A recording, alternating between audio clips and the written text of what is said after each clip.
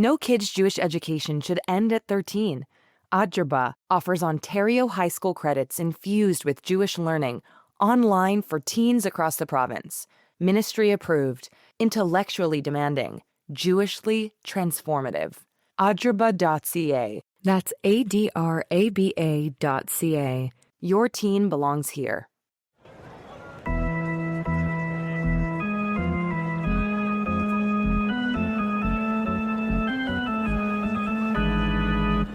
Hey everybody, it's Jamie. This is another special Menschwarmers episode. If you listened to my brief special bulletin last week that might have been in your feeds, you will know that I was on Jeopardy. And I was pleased to sit down with the CJON's Ellen Besner for an episode of her podcast, North Star, about my experience. And we're playing that on the Menschwarmers feed as well. So please take a listen to that.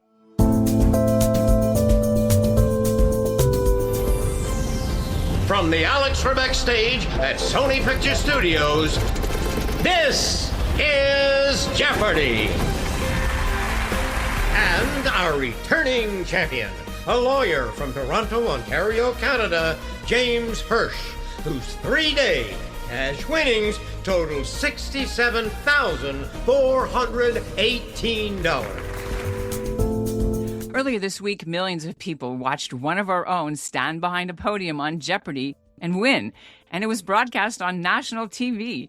Today on the CJN's North Star podcast, we're talking to the CJN's own James Hirsh. He's the co-host of the Menschwarmers podcast about what it was like under the lights, how he prepared, and what was going through his mind during Final Jeopardy and the Daily Double. Our returning champion is James Hirsh from Toronto. You're a lawyer and a podcaster. Tell us about your show. Yeah, I host a podcast called Menschwarmers. Menschwarmers? That's right. It's a play on benchwarmers. It's about Jews and sports. My friend Gabe and I co-host it. And we've had a great opportunity to talk to lots of Jewish athletes, Jewish sports writers, people involved in sports in all kinds of ways. We've been doing it for 7 years now. Is there a Jewish athlete that I should read up on, like somebody interesting you recommend? Someone from history. I mean, Sandy Koufax is a hero to many. Definitely a laudable person. Hank Greenberg, another baseball player as well. That's fantastic. I'm Ellen Besner, and this is what Jewish Canada sounds like for Friday, February 27th, 2026. Welcome to North Star, the flagship podcast of the Canadian Jewish News, made possible by the generous support of the Ira Gluskin and Maxine Granovsky-Gluskin Charitable Foundation.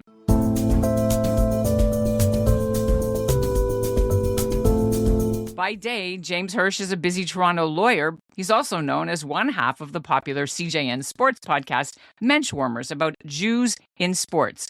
They've spent the past couple of weeks, of course, covering the Olympics, about Jews competing for various international teams. Now James takes his place in history as the first person that I know of from the CJN to go on Jeopardy, although there have been other Jewish Canadians on that show in recent years, and we've covered them. But James Hirsh got to compete with one of Jeopardy's winningest contestants ever in the host spot, Ken Jennings. So James joins me now from Toronto to give us all the behind-the-scenes scoop. Welcome, Jamie. It's good to see you. Congratulations. Thanks so much, Ellen. Nice to be on this side of the podcast interview, being asked questions as opposed to having to come up with questions is so much more difficult. Yeah, well, you've never been subjected to the Besner method, but in terms of I don't think it could be as hard as Jeopardy and the pressure.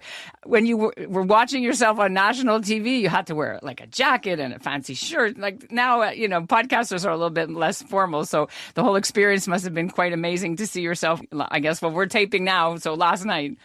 Yeah, that's right. I mean, we filmed, just to go behind the curtain a little bit, we filmed 3 weeks ago. Like usually there's a bit of a delay between filming and broadcast. Although 3 weeks, I think, is pretty much as short as it could be in terms of how long it takes to get the show on the air. So, I had been there. I'd obviously participated, but I hadn't actually seen the show at all before last night. So it was really exciting to do that. I had a small watch party with some friends and family. At a local bar. So being able to share that with everyone was really great. There's a sort of swearing to secrecy. And I think everybody who's involved in Jeopardy cares a lot about Jeopardy and cares about, keeping the secrets and things like that. So, it was being held pretty close to my chest to what the outcome was, and really exciting to be able to, to win, obviously, and share that with everyone was a great time. Let's go back to this watch party. When you were there, did people at the watch party do like we did? My husband and I were shouting out the answers and playing along with you last night and, supporting. We were doing it a little bit whenever there were a few questions that none of us got, and I would tell everyone, "Hey, none of us got this. Does anyone have it?" And there were a few times where people were able to supply the answer, which was good. People were cheering when I got the answers correctly, which was nice. There was a lot of excitement after the end, obviously. Well, I mean, Doug Ford, the Premier of Ontario, didn't allow the drinking hours to be earlier for your national television debut compared to Sunday's, Canadian-U.S. finals in the Olympics where there was packed bars. But that was tough. I mean, look, if you need me to be a venue for Canadian pride now that the Olympics are over, feel free to root me on, fellow Canadians. I'm happy to have your devotion. Well, I mean, you were the Canadian investor. I don't think it's as fervent as hockey as hockey fandom. But sure, I can be the Canadian representative. I believe my opponents are all Americans. You got a lot of the Canadian answers. They had no clue. So I was very excited. We'll talk about that in a minute. Let's go back a bit in time to explain to us, why did you want to be on Jeopardy and how did it happen? Sure. Well, this was in my anecdote yesterday, so I think it's fair to repeat here. Which is that I was the 4-time champion of Camp Walden Staff Jeopardy, which was a real feather in my cap as a staff member at camp. I was a canoe tripper at Walden for a while. My older brother was also a 3-time champion there, so there was some family tradition there, and I think that probably speaks to trivia and knowledge being something that was valued among our family as something to talk about. I think going even further back, honestly, when I was a kid, my mom loved Wheel of Fortune. She would always make sure to watch Wheel of Fortune around at 7:00. Jeopardy, of course, is on right after. So I think it was just natural that it was on. It was the thing that was on at 7:30. So I did watch it a fair amount as a kid and through university and until today. I applied and tried out in 2011. I know because it was my last year of university. Didn't get called after that, same process as is now, where it's sort of like, they meet you and they can decide if they want to call you or not. I can't remember if I must have written a test again at some point afterwards, but around COVID time, I think they changed it to be the anytime test system that they have now, which is that you can write a test whenever. So, for any aspiring contestants out there, if you watch Jeopardy and feel like the clues, if you feel like you do pretty well on that, take the test. It's good to get in the process, and you never know, you can make it to the big show. I never thought I would. I sort of had this feeling of wanting to do it, but the chances are pretty low. Hoping that I would do well if I got there, obviously, but being given the opportunity was just fantastic. It was a fantastic thing to happen. They paid for your whole way down. Everyone went with you too, or just you? How did that work? So as Menschwarmers listeners will know, I have 3 young children. So it was a little difficult to get everyone down there. It was just me. They do not pay for contestants to appear, but runners-up win $2,000 or $3,000. So the cost of the trip would be essentially covered for yourself, at least. So unfortunately, wasn't able to have any family or friends in the audience. But I think that probably helped a little bit with the nerves, because I honestly, I was incredibly nervous. You look nervous. I have to say, you look nervous. Watching it last night, that was the thing that was most readily apparent to me, was like I could see myself swaying back and forth. Well, you could say you were dovening, right? It was not back and forth. It was. I will also say that this is also would not be readily apparent. I was wearing incredibly uncomfortable shoes, and I had spent some time the day before. I don't know why. I it was my first time in Los Angeles. The only thing I know about the city is you can't walk anywhere. Despite that, I decided to walk from Culver City up to Santa Monica in poor shoes. My feet were killing me. I had blisters. The day of the taping, I had these same shoes on that were killing my feet. You're standing for long stretches, but I just went into a flow state at some point and forgot about it. But that night, all I remember is taking my shoes off and feeling a sense of relief. Finally, I was just so uncomfortable. So I should have brought something more comfortable. I should have had some good luck charms, or at least some lucky shoes. That would have helped me.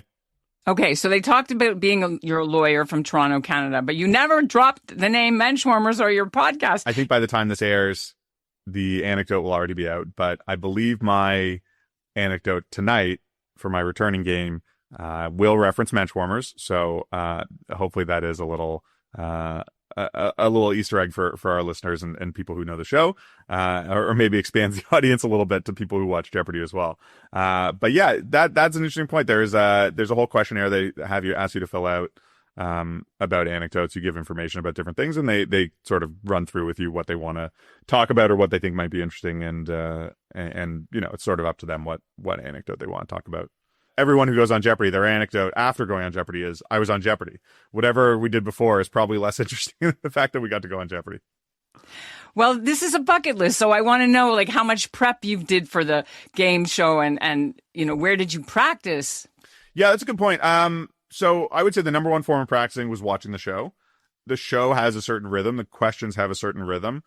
There's usually information in the clue that can give you the answer, and just sort of getting comfortable with the questions, I think, is an important thing. Beyond that, there's been a lot of different strategies that people have talked about. A lot of people are into flashcards. Some people, I know James Holzhauer is big on children's books, which I have done. I've read my children things, a kid's book about Greek mythology covers enough ground that you might be able to answer some Jeopardy questions. Well, you had one. Can we just, spoiler alert, you had Goodnight Moon. I knew that one too. So yeah, so there's a category on children's literature, and I definitely knew the Goodnight Moon one. There was a question on Amelia Bedelia. I didn't ring it. I tried to ring it on, but didn't get in time. Fancy Nancy, of course. Yeah. Also. Ironic, because I hate the Amelia Bedelia books and refuse to read them to my children. But aside from that, I would say a lot of Wikipedia reading, to be honest. But yeah, watching the old episodes and following online with the questions was helpful, because one of the things I would do is, if I didn't know the answer to something, I would just go to the Wikipedia page for that thing, and it's like, well, here's something I don't know about. They're not going to ask this specific question again, but they might ask about some other Verdi opera or something like that. So I ought to know. I ought to have some sense of what those are. What was the categories that you were most nervous about? I thought that science would be my most difficult ones. There was a category about astronomy. A great many of the stars in the Milky Way are this type, referring to a pair rotating around each other. James. What is binary? You are correct. Look at these scores. Great game. James is in the lead as we head into Final Jeopardy. Let's see what... I don't have a science background, and my education on that stopped in grade 10 or 11, really. So I think that was hard. There was, I would say, I know Broadway fairly well, but there was a category on Broadway theaters that I honestly, I got one on Ethel Barrymore. Right over my head. That where I know Ethel Barrymore's name from, that she was the matriarch of that family, I can't tell you. Sometimes there's things just come to you. It's interesting to see watching the show that it's I can tell, in retrospect, that it's probably half the questions I tried to buzz in on at the same time and somebody else was quicker, and half of them I didn't know the answer to. Somebody else got it, and it wasn't because I knew it just as well. The questions are tough, and it's easy to be stumped on them in the moment, even if watching at home or in retrospect you see this and say, well, obviously the answer is this. When you're up there and you're under the lights, a little frazzled, it's much trickier to come up with the answer.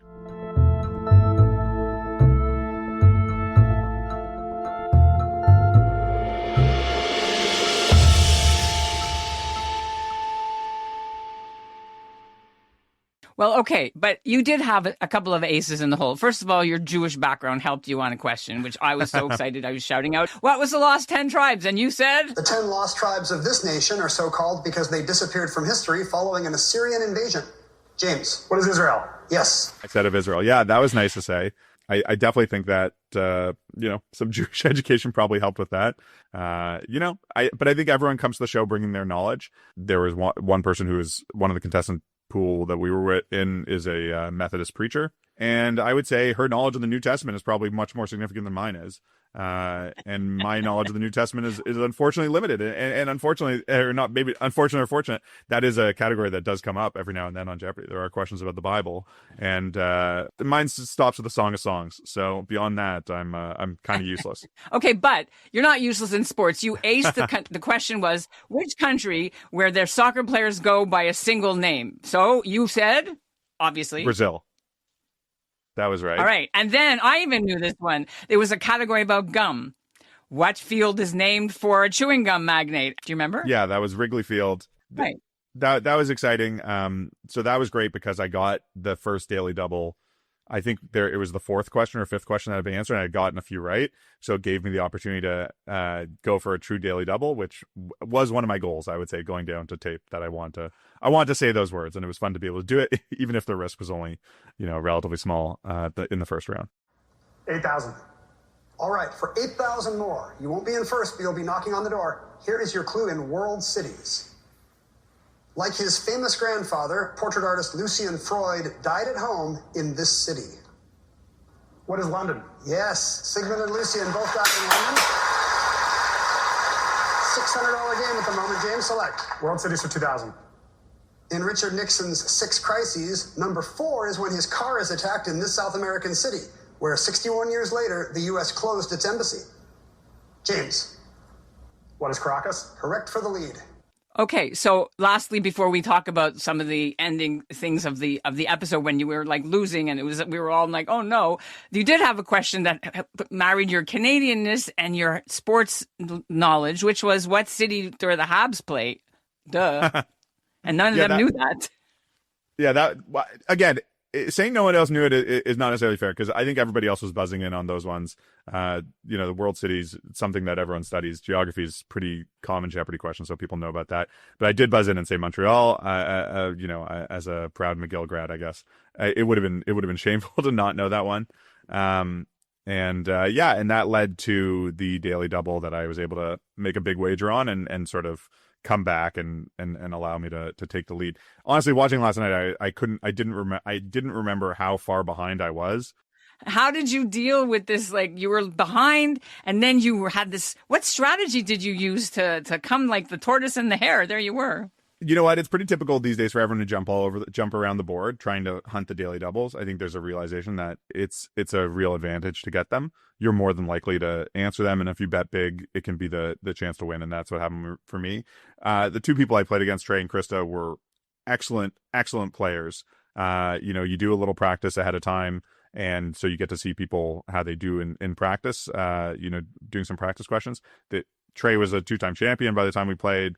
Krista was excellent in practice. I think collectively we got 3 or 4 questions wrong during the whole round.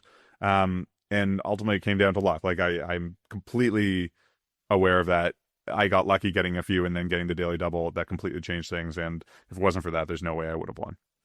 Okay, what was it like to interact with Ken Jennings? I mean, you said before the taping, it's like off limits, but he's an idol of many people. What was it like when you talked to him? Very nice, genial guy. I think the vibe from him is that like he cares immensely about Jeopardy, about the show. It's a huge part of his legacy, and obviously now as the host, that's his job. But yeah, the interaction is basically limited to the few moments of the anecdote, and then after the show, there's a brief roundup of how everyone did on the buzzer. And I believe that's published on Substack. So if you go on Jeopardy Substack, you should be able to see the post game interview where I do a little kvelling, I would say, after winning. So check that out as well. But other than that, he just seems like a really sweet guy. He seems very, very, very intent on making Jeopardy as good a product as possible. Well, you mentioned earlier Camp Walden that you were 4-time champions. On the show last night on Tuesday night, you mentioned that you actually won some cash each time. It's not chump change for a high school student. What did you do with your winnings at Camp Walden, and what are you going to do with the winnings from the real Jeopardy? So if I can be so gauche. Yes. So the $250 I won in staff tournaments, usually I would buy some beer for the staff party after the summer when we were back home. I definitely remember doing that a few times, or taking friends out for lunch or something like that. And with my winnings on Jeopardy now, unfortunately or fortunately, it came to a person who is a complete spendthrift and unable to spend any discretionary money that I have, even if I want to. There's nothing I desire. So honestly, I'm going to be paying down my mortgage and investing and things like that. So I wish I had something more interesting to say. Maybe it'll fund a trip for me and my kids somewhere. But honestly, it's going to be put to the most boring purposes I can think of. Okay, finally, what happens next? is it in your heart of hearts to get called back for the Tournament of Champions or maybe Jeopardy Masters? Is that a possibility? They do a fair amount of what they now call postseason play in Jeopardy. I think when I was a kid watching, it was only the Tournament of Champions. And before the elimination of the 5-game cap, it was just people who had won 5 games. It was, whenever they had enough 5-game champions, they would have a tournament. And now that's sort of changed because the cap is removed. You have guys who are winning, 11, 20 games. Toronto's Mateo Roche won 20 plus games. And the Tournament of Champions, I think, is just on a yearly basis. So there is an expansion based on the last Tournament of Champions to include more people, and they do an additional championship wildcard for people who didn't win enough to qualify for the Tournament of Champions. They have some spots available and have those people in a tournament. So I can't say anything about whether I would be qualified for either of those. But obviously it would, it was lovely doing Jeopardy, and I would welcome the opportunity to do more in the future. Well, now you have like 500,000 almost, because there are other Canadians from Jewish faith who've appeared on Jeopardy before you. Do you know any of them? Jordan Nussbaum from Thornhill, Dr. Evelyn Rubin, also 2018, she won 50,000, and a teacher from Heschel School, Aidan Orzak, also became a Jeopardy champion, a grade 8 teacher. Those are the ones we wrote about at the CJ, and don't know if you know any of them. I don't personally. I mean, I've seen the names. I've seen the names in the episodes, and I've done some looking for past Toronto competitors. Honestly, I know like very vaguely a few people who have done Jeopardy before, but I don't really know anyone personally that much. So aside from the people I played with, who we've been able to stay in communication the last few weeks, and given that we're the only people who have known the results up until now, it's been nice to have a group that can commiserate or talk together about what's going on. But other than that, it's been nice hearing from people. Plenty of people have reached out that I know professionally or casually or from my past, whatever, to congratulate me. So it's been lovely to hear from people. You were in the Alex Trebek studio. Is that what that's called when you tape? The Alex Trebek stage, I believe. Stage. When you saw that, like, what was your impression of actually the studio itself from watching it on TV to actually being there? It feels larger than life. It's a TV production, so the board is big, the screen is big. There's an audience that is watching you. There's a camera on a crane. This isn't something I'm really acquainted with. My limited role in sports media is mostly as a spectator. So it's an amazing production. They do an amazing job. Really just incredibly professional, everyone who's there. So it was a wonderful experience. I mean, there's nothing I can say that's more in praise than that. It was a wonderful experience. I was so lucky to have been called, and to be able to be part of it was just such a thrill. Really, a thrill of a lifetime again. Okay. Something I always wanted to do. Okay, so you get the money like a few months later, but did they give you like a mug at least, or something to take home? I have a hat. I wore it. I wore it last night to the watch party. I think I will never wear it again, unfortunately, because wearing it again, the only reason to wear it again is that so somebody asks me, "Were you on Jeopardy?" And that just seems like a little too braggadocious, I guess, for me to be doing on a daily basis. So at least for the few years, I'm not planning on wearing the hat again outside the house. But I got a hat and a tote bag and a free year subscription to the Jeopardy Substack. And the check is in the mail. The check will be in the mail in a few months. Thank you so much for sharing this wonderful experience. We wish you the best for the next couple of nights. And I guess we'll have to stay tuned. Thanks a lot for sharing this. It's been great. Thanks, Alan. And that's what Jewish Canada sounded like for this episode of North Star, made possible thanks to the generous support of the Ira Gluskin and Maxine Gronowski-Gluskin Charitable Foundation.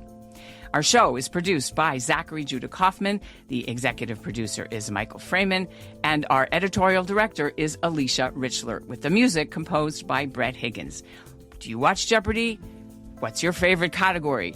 Let us know all your Jeopardy thoughts. We're at info@thecjn.ca. Please share this episode with people who might like it. That's the best way for Apple and Spotify's algorithms to boost our show and reach a wider audience. As always, thanks for listening.